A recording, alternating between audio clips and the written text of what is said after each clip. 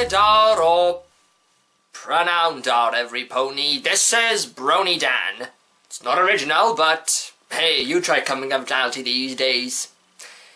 You know, I've always tried to avoid the whole nonsense about Daring Do and AK Yearling being the same pony because I honestly just don't care about it. I mean, I've heard the pros and cons for it. People saying, you know, it opens up new possibilities, while others just say it creates plot holes and it makes you question how Equestria is actually run. And I can understand the arguments for both. And I'm also not that big a fan of J.M. Barrow, the writer of this particular episode. So it kind of seems like everything is going against me. But hey, maybe that will change. So let's take a look at Daring Done? We open up on Pinkie Pie picking up a morning newspaper. Seems like a bunch of boring hooey to me. Does new shrubbery in Castle Garden sound like boring hooey to you? It is a good strawberry. I like the laurels particularly. But one story immediately catches Rainbow Dash's eye. I can't believe that the greatest author and secret pony adventurer of all time, AK Yearling, is retiring! So Pinkie and Rainbow rush over to learn the truth. Because she's right there, looking all sad and alone. I knew it! Something is wrong! Now she's sighing with the weight of the world. Now she's hanging her head in utter despair. Now she's shaking her hoof and cursing the heavens like nothing could ever possibly be the same again. And now she's picking up a gun and pointing it to her head and... Rainbow, don't open the door! But I really want to go... I said don't open the door! No, that doesn't happen, but it turns out the reason for why AK Yearling is retiring is because of all the collateral damage she has made in southern Equestria. But hey, at least she understands collateral damage better than Man of Steel. They don't sell my books in southern Equestria. The ponies there don't know who AK Yearling is. They only know Daring Do. And apparently she does more harm than good. Now, I've heard many people complain about the idea that southern Equestria does not know about AK Yearling and her books, and they only know about Daring Do as an actual pony. But I don't honestly find it that difficult to believe. I mean, it's kind of like being a fan of a television series and not realizing that the writer or actors have actually done other things. So Rainbow Dash and Pinkie Pie decide to prove to AK Yearling that ponies do appreciate her, so they travel to the village of Somnambula.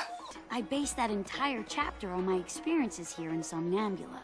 What happens? Daring Do thwarts Awizodal's evil plot to separate the sister crown relics. And if it wasn't for her, the region would be cursed with eternal night. I think Nightmare Moon may sue Awizodal for copyright infringement. But it turns out all the articles appear to be true. Oh, she's awesome, all right. Awesome at destroying ponies' apple carts. The last time I rented that rascal a room, she was in such a rush to hightail it out of here, she didn't even pay her bill. But after that, a band of ruffians showed up and destroyed half the rooms looking for her. Daring Do is a menace who destroys everything she touches. Wow, there is no way that could possibly be Caballeron. Daring Do ruined our town and stole our precious clothes. We need to make sure that if she turns up again, there will be consequences. She poisoned our water supply, burned our crops, and delivered a plague onto our houses! She did? No! But are we just gonna wait around until she does? So Rainbow Dash tries to defend Daring Do's actions, especially over destroying the statue, but it turns out that the statue means a lot to the village. Apparently it was of a pony called Somnambula, who had rescued a pharaoh from a sphinx with her hope to succeed, and that the glow pecks the villagers give to the statue are a symbol of that hope. If Somnambula were here today, she would condemn Daring Do for destroying our symbol of hope. Well, when that persuasion doesn't work, Caballeron reveals himself and takes Rainbow prisoner. Okay, this has so many problems. First, why did Caballeron reveal himself there, in the middle of the town? I mean, there are still some ponies close by, you'd think they would hear this. 2, Rainbow getting captured again. She didn't even put up a fight this time or try to escape. Third, whether AK Yearling or Pinky just looped around the village and came back, or they are just slow walkers because they were both out of earshot by the time Caballero revealed himself. Look, I know I'm supposed to have some suspension of disbelief, but sometimes common logic does have to rear its head a bit. Well, Daring Do and Pinky go off to rescue Rainbow Dash in the pyramid and find themselves in a similar situation of Sonambula. If this really is like Sonambula's story, then we just have to have hope that we can. Just like Sonambula, we need to make a leap of faith and hope that we can save her. So Pinky and Daring take the leap of faith, which is just jumping on steam vents, which weren't there in the previous shot, thus making this scene make no sense.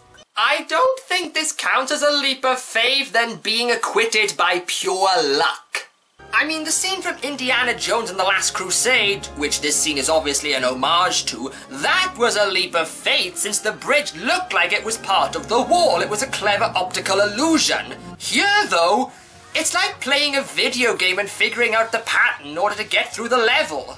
Well, they save Rainbow Dash, expose Caballero for his actions, who gets off scot-free. Daring Do thanks Pinky and Rainbow Dash for helping her not lose hope as she repays for all her actions, and the episode ends.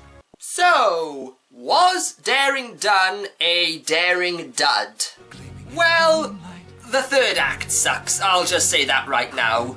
It felt really rushed, and there were just so many plot holes and character motivations that just didn't make any sense. Caballeron's plan to expose Daring Do as a threat in order to break her spirit is a good plan. I just felt the execution on it was a little flat.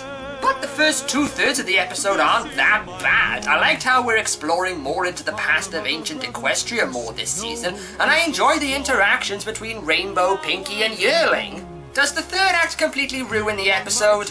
Not really, but it does make it stumble a lot. Overall, the episode isn't terrible, but I wouldn't say it's one of the highlights of this season or of any of the Daring Do episodes. This is BronyDan saying, no star.